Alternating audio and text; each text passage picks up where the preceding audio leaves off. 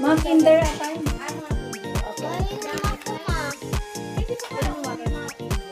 Kinder atay yun eh. Ayun. Ang laki ba? Baka ano yung grade 3 yun. Ang alam ko pag kinder, umuwi na kasing kinder. Hindi na nila pinapabalik eh.